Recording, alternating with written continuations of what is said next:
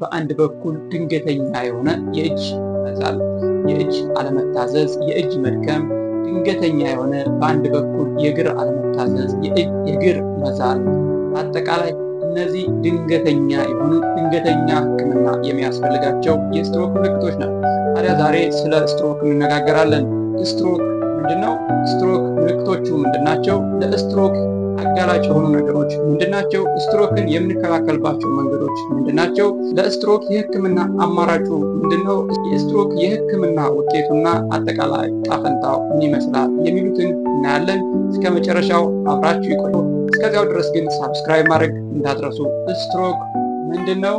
ስትሮክ እንዴት ነው የሚከሰተው የሚለው በምናይበት ጊዜ ስትሮክ ድንገተኛ የሆነ የተወሰነ የአንጎላችን ክፍል የሚመግቡ የደም ስሮች በመበጠሳቸው ሊሆን ይችላል፣ በመዘጋታቸው ሊሆን ይችላል፣ በመጥበባቸው ሊሆን ይችላል። በዚያ ምክንያት በዚያ የደም ስር የሚመገበው የአንጎላችን ክፍል በቂ ኦክሲጅን፣ በቂ ግሉኮስ በማያገኝበት ጊዜ ይህ አንጎላችን ክፍል ደግሞ በጣም ለኦክሲጅን ሴንሲቲቭ ስለሆነ ለግሉኮስ ሴንሲቲቭ ስለሆነ በተወሰኑ ደቂቃዎች ጉዳት ይደርስበታል። ይህ በሚሆንበት ጊዜ እንግዲህ አንጎላችን ይጎዳል። አንጎላችን የሚሰራውን ስራም ያቆማል ማለት ነው። ይህ ሲሆን እንግዲህ ስትሮክ ተከሰተ ብለን እያንዳንዱ የአንጎላችን ክፍል የራሱ የሆነ ተግባርና ስራ አለው። እንዲሁም እያንዳንዱ የአንጎላችን ክፍል የራሱ የሆኑ እሱን የሚመግቡት የደም ስሮች አሉ። እነዚህ የደም ስሮች ችግር በሚገጥማቸው ጊዜ ወደ አንጎላችን የሚሄደው የደም መጠን ይቀንሳል ወይም ደግሞ ጨርሶ ይቋረጣል። ይህ በሚሆንበት ጊዜ በእነዚህ የደም ስሮች ሲመገቡ የነበሩ የአንጎላችን ክፍሎች በቂ ኦክሲጅን፣ በቂ ግሉኮስ ስለማያገኙ ስራቸውን ያቋርጣሉ። እነዚህ የአንጎላችን ክፍሎች ተጎዱ ማለት በእነዚህ የአንጎላችን ክፍሎች ሲታዘዙ የነበሩ አካላቶቻችን ስራቸውን ያቆማሉ ወይም ደግሞ የስትሮክ ምልክቶችን ያሳያሉ ማለት ነው። እንግዲህ የስትሮክ ምልክቶች በአካላት እንቅስቃሴያችን ላይ በተቃራኒ ይከሰታል። ለምሳሌ በቀኝ በኩል ያለው የአንጎላችን ክፍል ስትሮክ ካጋጠመው በግራ በኩል ያለው እጃችን ሊሰንፍ ይችላል፣ እግራችን ሊሰንፍ ይችላል። እንዲሁም ደግሞ በቀኝ በኩል ያለው የአንጎላችን ክፍል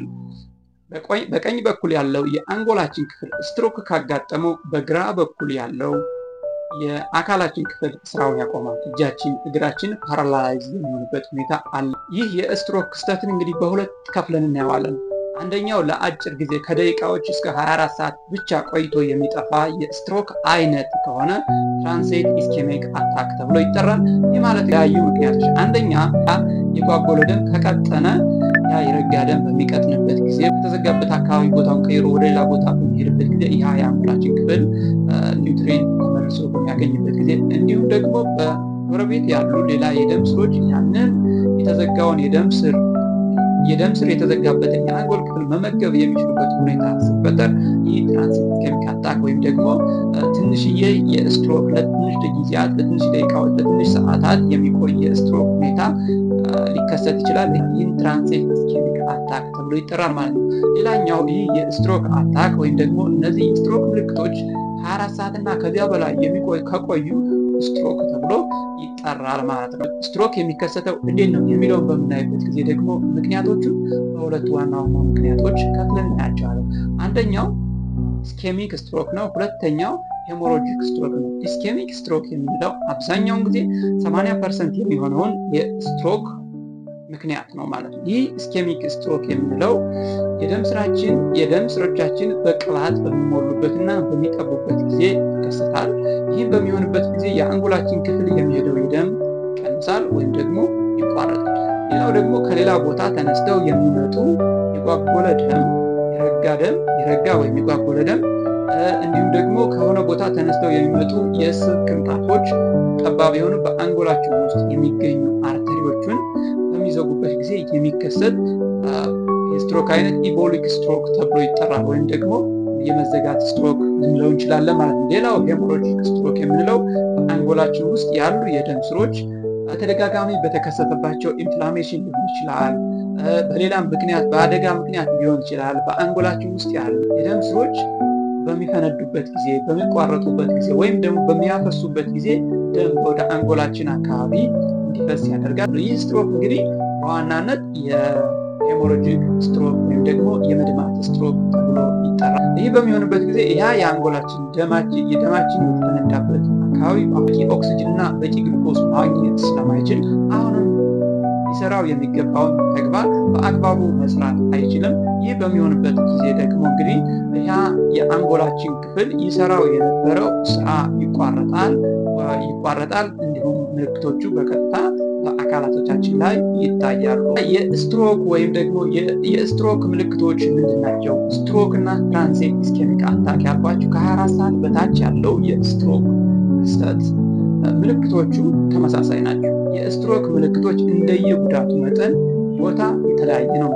ቆይታውም እንደየጉዳቱ መጠንና ቆይታውም የሚያስከትለው ተጽዕኖም እንደ ጉዳቱ መጠንና እንደ ጉዳቱ እንደተከሰተበት ቦታ የአንጎላችን ክፍል የሚወሰን ይሆናል። ማለቶቹን በምናይበት ጊዜ በዋናነት በአንድ ጎን ድንገተኛ የሆነ የጡንቻ የመድከምና መዛል፣ የስሜት መቀነስ ችግር በእጃችን በእግራችንና በፊታችን ላይ ሊታይ ይችላል ማለት ነው። እንደዚህ አይነት የመጣመም አይነት ምልክቶችን በፊታችን ላይ ልናይ እንችላለን ማለት ነው። ሁለተኛው ድንገተኛ የሆነ ሰውነታችን አቀናጅቶ ማዘዝ አለመቻል። ሌላው ደግሞ ድንገተኛ የሆነ ማየት አለመቻል። ሁለቱ ነው መታየት እንዲሁም የስትሮክ ምልክት ነው። ድንገተኛ የሆነ መናገር አለመቻል እንዲሁም ነገሮችን መረዳት አለመቻል። ድንገተኛ የሆነ ሚዛንን ጠብቆ መቆም፣ መጓዝ አለመቻል። ድንገተኛ የሆነ ምክንያቱ ያልታወቀ ከባድ ራስ ምታት። እነዚህ ሁሉ የስትሮክ ምልክቶች ናቸው። ለዚህ ለስትሮክ አጋላጭ የሆኑ ነገሮች ምንድናቸው የሚለውን በምናይበት ጊዜ ደግሞ ለስትሮክ አጋላጭ ነገሮች መኖር አለመኖራቸው ማወቅና አለማወቅ እንግዲህ መጀመሪያ ስትሮክን ለመከላከል ከሚያስፈልጉ ነገሮች መሰረታዊ ነገሮች መካከል ለስትሮክ አጋላጭ ነገሮች አሉብኝ ወይስ የሉብኝ የሚለው ነገር ማወቅ ይጠበቅብናል ማለት ነው። አጋላጭ ነገሮችን ይህንን ማወቃችን አጋላጭ የሆኑ ነገሮችን ለማስወገድ በጊዜ የጤና ባለሙያ ምክር ለማግኘት ምርመራና ሕክምና ለማግኘት እንወስንና ሕክምና እንድናደርግ ይረዳናል። እነዚህ ለስትሮክ አጋላጭ የሆኑ ነገሮችን በሁለት ከፍለን እናያቸዋለን። ልንከላከላቸው ልናስወግዳቸው የምንችላቸው የስትሮክ አጋላጭ ነገሮች አንደኝነት እናያቸዋለን።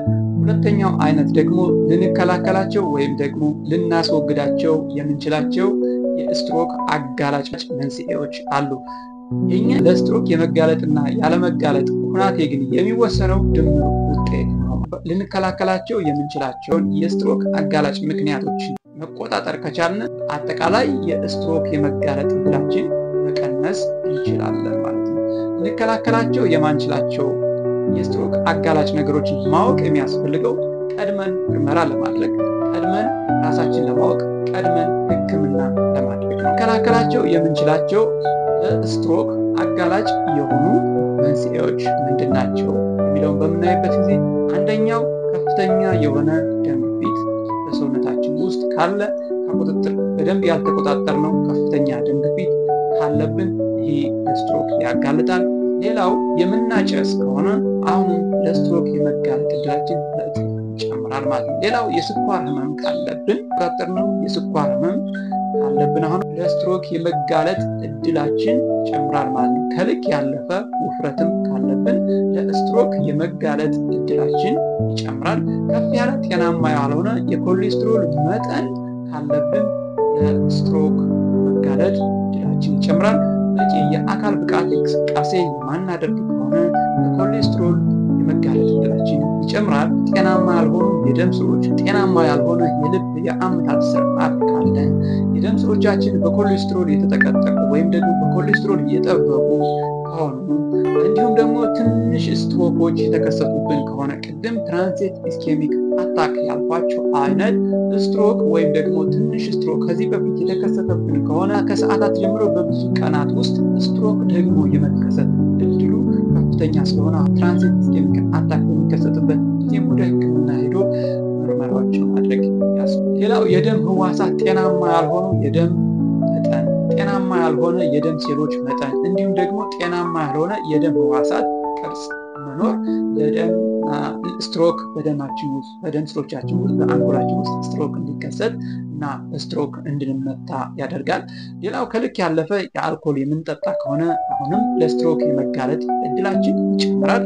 እንቅልፍ ጤናማ ያልሆነ የእንቅልፍ ስርዓት ካለን የምናንኮራፋ ከሆነ እንቅልፍ ላይ የምንባትት ወይም የምንታፈን አይነት ካለን እነዚህም ለስትሮክ የማጋለጥ እድል አላቸው። እነዚህ በአጠቃላይ መከላከላቸው የምንችሉ ለስትሮክ የሚያጋልጡ አጋላጭ መንስኤዎች ናቸው ማለት። እነዚህ አብዛኛዎቹ ልንከላከላቸው የምንችላቸው ለስትሮክ አጋላጭ ነገሮች በአብዛኛው የተደበቁ የማናቃቸው ነገር ግን ሲገለጡ መጥፎ በሆነ በስትሮክ ሊገለጡ የሚችሉ ጤናማ ያልሆነ የህይወት ዘይቤዎች ናቸው። በአጠቃላይ ሁሉም ስናያቸው ጤናማ ያልሆነ የህይወት ዘይቤዎች ግን በግልጽ የማናያቸው ሲገለጹ ግን በጣም መጥፎ ውስብስብ የጤና ችግር የሚያስከትሉ አይነት አጋላጭ ምክንያቶች ናቸው። እነዚህ ልንከላከላቸው የምንችላቸው አጋላጭ ምክንያቶች በዋናነት ለስትሮክ ብቻ ሳይሆን በአጠቃላይ ጤና ላይ ጤናማ ያልሆነ ስርዓት እንድንከተልና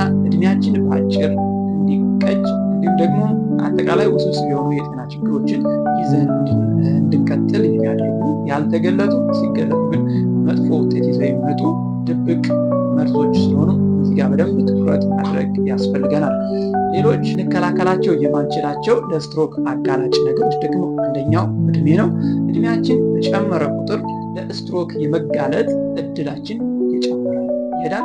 ሌላው ዘር ካለብን ቤተሰብ፣ እናት፣ እህት፣ ወንድም ወይም የቅርብ ዘመዶች ስትሮክ የመታቸው ከሆነ ሌሎችም እንደዚህ ከዘር ጋር የተያያዙ የልብ በሽታ፣ ስኳር፣ ግፊት ያለባቸው ከሆነ ከነዚያ ጋር ተያይዞ እኛም ለነዚያ የመጠቃት እድል ሊኖረን እድላችን ይጨምራል። እንዲሁም ያው በዘር በጥቁሮች ላይ እንደዚሁ ስትሮክ የመከሰት እድሉ ግፊትም ከፍተኛ ስለሆነ የመከሰት እድሉ ሰፊ ስለሆነ እንደዚህ ጋር የመከሰት እድሉ ከፍተኛ ይሆናል ማለት ነው።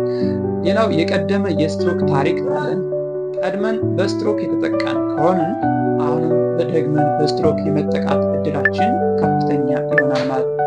እነዚህ ልንከላከላቸው የማንችላቸው ለስትሮክ አጋላጭ የሆኑ ምክንያቶች ማወቅ የሚያስፈልገው በዋናነት እነዚህ አጋላጭ ነገሮች ካሉብን ሌሎች ልንከላከላቸው የምንችላቸው ለስትሮክ አጋላጭ የሆኑ ነገሮችን በሚገባና በስርዓቱ ቀድመን ቁጥጥር እንድናደርግና እንድንነቃ የማንቂያ ደወል እንዲሆኑ ነው እንጂ እነዚህ ጋር ምንም ልናደርገው የምንችለው ነገር የለም። ነገር ግን የማንቂያ ደወል ሊሆኑን የሚችሉ ጥሩ ጠቋሚዎች ስለሆኑ በደንብ ማወቅ ያስፈልጋል። በአጠቃላይ የኛ የስትሮክ ተጋላጭነት የአንድ ሰው የስትሮክ ተጋላጭነት የሚወሰነው በእነዚህ በሁለቱ ነገሮች ነው። አንደኛው ልንከላከላቸው የምንችላቸው የስትሮክ አጋላጭ ነገሮች ሲደመሩ ልንከላከላቸው በማንችላቸው ለስትሮክ አጋላጭ የሆኑ ነገሮች የሁለቱ ድምር ውጤት በእኛ ላይ ስትሮክ የመጋለጥ እድላችን ምን ያህል እንደሆነ ይወስንልናል ማለት ነው። እንግዲህ በሕክምናው ወይም ደግሞ በጤና ተቋማት ጋር ስንሄድ ለስትሮክ ተጋላጭነታችን ምን ያህል ደረጃ እንደሆነ ተመርምሮ ሊነገረን ይችላል ማለት ነው። ይህንንም የዓለም ጤና ድርጅት ያወጣው በላብራቶሪ ንግድና ላብራቶሪ ሳንጠቀም የምንጠቀምበት የስትሮክ ተጋላጭነት ደረጃችን በ10 ዓመት ውስጥ ለስትሮክ የመጋለጥ እድላችን ምን ያህል እንደሆነ የምንወስንበት ወሰኛ ስርዓት አለ። ይህንን ለማየት ያህል በዋናነት ከላብራቶሪዎች ያለውን በምንለካበት ጊዜ 5 የሆኑ ፓራሜትሮች ያስፈልጉናል። አንደኛው ኤጅ ነው፣ አንደኛው እድሜ ነው፣ ጾታ፣ እናጨሳለን ወይስ አናጨስም፣ የደም ግፊት መጠናችን ምን ያህል ነው፣ እንዲሁም ደግሞ የክብደት መጠናችን ምን ያህል ነው የሚሉት እነዚህ ፓራሜትሮች ወስደን የስትሮክ ተጋላጭነታችን ምን ያህል ነው የሚለውን መወሰን የሚቻልበት ደረጃ አለ ማለት ነው። ስለዚህ የስትሮክ ተጋላጭነታችን እንግዲህ እነዚህ ነገሮች ተደማምረው በዚህ በቀለም ሌብል በተደረገው ቴብል ላይ እንደምናየው የስትሮክ ተጋላጭነታችን ምን ያህል ነው የሚለውን መወሰን እንደምንችል ደግሞ የባለሙያዎቹ እገዛም ተጠቅመን መወሰን ብንችልና ከወዲሁ የማስተካከያ እርምጃ መውሰድ ብንችል የስትሮክ የመጋለጥ እድላችን መቀነስ እንደምንችል ነው እንግዲህ ጥናቶች የሚያመለክቱት ማለት ነው። እንግዲህ የመጀመሪያዎቹ ግሪን የሆኑ ቀለሞች የሚያመለክቱ እንግዲህ በዚህ ሌቭል ላይ ግሪን የሆኑ ቀለሞች አሉ። እነዚህ ግሪን ከ5% በታች በቀጣይ 10 ዓመት ለስትሮክ የመጋለጥ እድላችን ከ5% በታች እንደሆነ ያሳዩናል። ቢጫ የሆኑት ደግሞ ከ5 እስከ 10% የመጋለጥ እድል እንዳለን የሚያሳዩ ናቸው። እነዚህ ትንሽ ስብስብ ያሉ ስለሆነ ከባለሙያዎች ጋር ወይም ደግሞ በሌላ ቪዲዮ ራሱን አስችዬ እሰራላችኋለሁ። ሌላው ደግሞ ስኳርና የኮሌስትሮል መጠናችን የምናውቅ ከሆነ ደግሞ በተሻለ መጠን አሁንም የተጋላጭነት ደረጃችን መወሰንና ማወቅ እንችላለን። ይህንን ለማወቅ እንግዲህ ሕክምና ባለሙያዎቹ ጋር መረዳዳት መጠየቅ ያስፈልጋል። ወይም ደግሞ በሌላ ቪዲዮ ጭምር ይሰራላችኋለሁ። ይህንን ይመስላል ማለት ነው። ተጋላጭነታችን ምን ያህል ደረጃ ነው የሚለውን ለመወሰን ማለት ነው።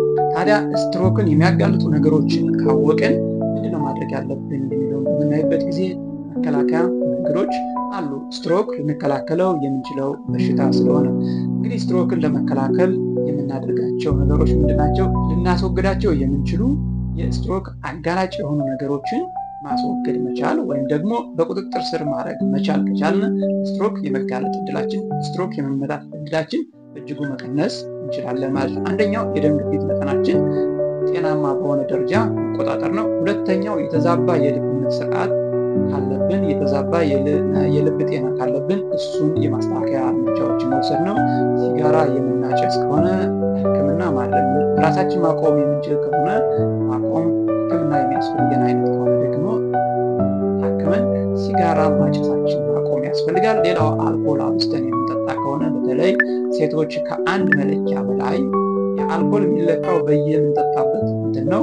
የቢራ ከሆነ በቢራ ጠርሙስ፣ ትንሽ መጠጦች ከሆነ በሚጠጣባቸው ትንንሽ መጠጫ መለኪያዎች እንደዚያው ነው የሚለካው እና በእነዚያ አልኮሎች ሴቶች ከአንድ የአልኮል መጠናችን በዛው ልክ ሴቶች ከአንድ በላይ ወንዶች ደግሞ ከሁለት በላይ በቀን መጠጣት የለብንም።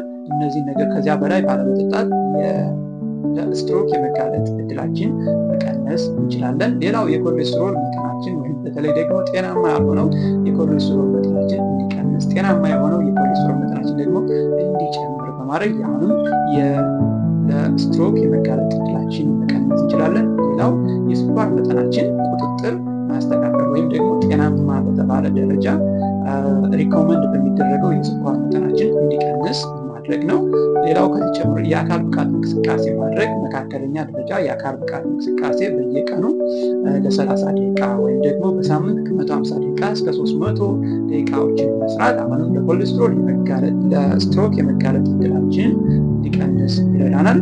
ሌላው ጨው መቀነስ፣ ሳቹሬትድ የሆኑ ቅባቶችን መቀነስ፣ ትራንስፋቶችን ማስወገድ ከቻልን አሁንም ለስትሮክ የመጋለጥ እድላችን በእጅጉ መቀነስ እንችላለን ማለት ነው። በአጠቃላይ የመከላከያ መንገዶችን ጠቅለል ስናደርጋቸው ጤናማ የሆነ ክብደት እንዲኖረን ማድረግ መቻል፣ መደበኛ የሆነ የእንቅስቃሴ ፕሮግራም ማዘጋጀት፣ በየቀኑ ለ30 ደቂቃ የሚሆን መደበኛ የሆነ የአካል ብቃት እንቅስቃሴ ማድረግ፣ ጤናማ የሆነ የአመጋገብ ስርዓትን መከተል፣ አትክልቶችን፣ ፍራፍሬዎችን አዘውትሮ መመገብ፣ ጤናማ ያልሆኑትን የአመጋገብ ስርዓቶችን ደግሞ መቀነስ፣ የፋብሪካ ውጤቶችን፣ ሳቹሬትድ የሆኑ ፋቶችን እንደ እንስሳት ውጤቶች አይነት እንደ ቅቤ አይነት፣ ማርጋሪን አይነቶችን ሳቹሬትድ የሆኑ ቅባት ያለባቸውን ዘይቶች መቀነስ፣ እንዲሁም ደግሞ የእንስሳት ተዋጽኦ ስቦችን መቀነስ፣ የዶሮ ቆዳ እንደዚህ አይነት ነገሮችን መቀነስ፣ ሌሎች አልኮልን፣ ሲጋራን የምናጨስ ከሆነ እነሱን ማስወገድ፣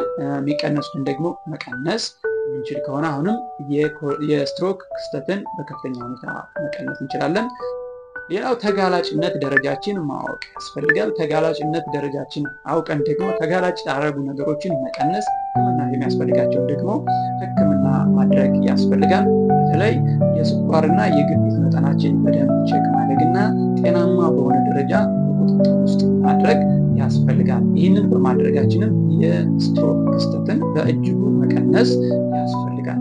ሌላው ተደብቀው ያሉ በሽታዎችን ስክሪን በመደረግ ወይም ደግሞ ቼክ በማድረግ ማወቅ፣ እንደገና ደግሞ ሕክምናቸውን ማድረግ፣ የመከላከያ ዘዴዎችን መተግበር፣ መድኃኒት የሚያስፈልጋቸውን ደግሞ መድኃኒትን በአግባቡ በመውሰድ እና በቁጥጥራችን ስር በማድረግ የስትሮክ ክስተትን በተሳካ ሁኔታ መከላከልና መቀነስ እንደምንችል ነው እንግዲህ ጥናቶች የሚያመለክቱት። ሌላው ሕክምናው ምንድነው የሚመስለው፣ የስትሮክ ሕክምና ምንድነው፣ ውጤት ውስጥ ምን ይመስላል የሚለውን በምናይበት ጊዜ እነዚህ በዋናነት የሚወሰኑት በስትሮክ የጎዳው የአእምሯችን ክፍል መጠንና ስትሮክን በምን ያህል ሰዓት ወይም በምን ያህል ፍጥነት የታከምነው በምናደርጋቸው ሕክምናዎች ይወሰናል ነው። የስትሮክ ሕክምና ወሰብሰብ ያለ የሕክምና ዘዴ ይጠይቃል። መጀመሪያ ስትሮክ ኢመርጀንሲ ድንገተኛ ሕክምና ይፈልጋል። በፍጥነት እነዚህ ምልክቶች እንደታዩ ወዲያውኑ ኢመርጀንሲ ሕክምና ማግኘት ይጠበቅብናል። እነዚህ ኢመርጀንሲ ህክምናዎች ካገኘን በኋላ ደግሞ አካላችን ወደ መደበኛ ስራው እንዲመለስ የሪሃቢሊቴሽን ስራዎች ያስፈልጉናል፣ ወይም ደግሞ የማገገሚያ ህክምናዎች ያስፈልጉናል። የንግግር ህክምና ሊሆን ይችላል፣ አካልን የማንቀሳቀስ ወይም ደግሞ ፊዚዮቴራፒ ሊሆን ይችላል፣ ሌሎች ሳይኮቴራፒዎች ሊሆን ይችላሉ። እነዚህ ለረዘም ላለ ጊዜ የሚያስፈልጉ ህክምናዎች ናቸው። በዋናነት እነዚህ ክስተቶች ሲከሰቱ ከፍ ወዳለ የህክምና ተቋም ወይም ደግሞ ስፔሻላይዜሽን ወዳለባቸው የህክምና ተቋም ብንሄድ ይመከራል። ይህ ማለት ግን ዝቅተኛ ወደሆኑ ወደ ጤና ጣቢያዎች ወይም ወደ መጀመሪያ ሆስፒታሎች አንሄድም ማለት አይደለም። ከነዚህ የህክምና ተቋማትን ህይወት አድን የሆኑ ለመጀመሪያ እርዳታዎችን ማግኘት የምንችላቸው የህክምና ተቋማት ስለሆነ በተመሳሳይ ርቀት ስፔሻላይዝድ የሆኑ የህክምና ተቋማት የምናገኝ ከሆነ ግን ወዲያውኑ ወደ ስፔሻላይዝድ የህክምና ተቋማት መሄድ ያስፈልገናል። ምክንያቱም ይህ የስትሮክ ህክምና ውስብስብ የሆኑ ምርመራው መጀመሪያ ለማወቅና በትክክለኛው መንገድ ለመታከም ውስብስብ የሆኑ ወይም ደግሞ በመጀመሪያ ደረጃ ሆስፒታል በጤና ጣቢያ የማይገኙ መሳሪያዎችን እንዲሁም ደግሞ በመጀመሪያ ደረጃ ሆስፒታል በጤና ጣቢያ የማይገኙ ባለሙያዎችን የሚጠይቅ የህክምና አይነት ስለሆነ በአቅራቢያችን ካሉ መጀመሪያው ቀጥታ ወደ ስፔሻላይዝድ ሆስፒታሎች ወይም ደግሞ ስፔሻሊስቶች ወደሚገኙባቸው ሆስፒታሎች እንዲሁም ሲቲ ስካን ኤምአርአይ ወደሚገኙባቸው ሆስፒታሎች ቀጥታ ብንሄድ ይመረጣል ማለት ነው። በቅርብ ርቀት እነዚህ ከሌሉ ግን የግድ መጀመሪያ እርዳታዎችን ወይም ህይወት አድን የሆኑ እርዳታዎችን ለማግኘት ወደ ጤና ጣቢያዎች ወይም ወደ መጀመሪያ ደረጃ ሆስፒታሎችን መሄድ ይጠበቅብናል። በአጠቃላይ ስለ ስትሮክ ማጠቃለያ ለመስጠት ስትሮክ ቅጽበታዊ በሆነ በተወሰነ የአንጎላችን ክፍል ውስጥ የደም ስር መዘጋት መቋረጥ በሚከሰትበት ጊዜ የሚፈጠር የአካል ስራ ማቆም ነው ብለን ልንጠራው እንችላለን። ስትሮክ የብዙ የተደበቁ በሽታዎች የመጨረሻ መጥፎ መገለጫ መንገድ ነው ማለት ነው። ስትሮክ አፋጣኝና ድንገተኛ ህክምና እርዳታን ያስፈልጋል። ስትሮክ ከድንገተኛ ህክምና በኋላ ማገገሚያ ህክምናዎች ያስፈልጉታል። ስትሮክ ቀድሞ መከላከል ይቻላል የሚለውን በዚህ ቪዲዮ ቁልፍ መልእክቶች እነዚህ ናቸው። አብራችሁ ስለሆናችሁ እጅግ አርጌ አመሰግናለሁ። ሌላ ቪዲዮዎችንም ስለቅ እንዲደርሳችሁ ደግሞ ሳብስክራይብ ማድረግ እንዳትረሱ። ይጠቅማቸዋል፣ ያስፈልጋቸዋል የምትሏቸው ሰዎች ደግሞ ካሉ ሼር አድርጉላቸው። እንዲሁም ደግሞ ላይክ አድርጉት፣ ብዙ ሰው እንዲያዩ ይረዳል። ሰላም።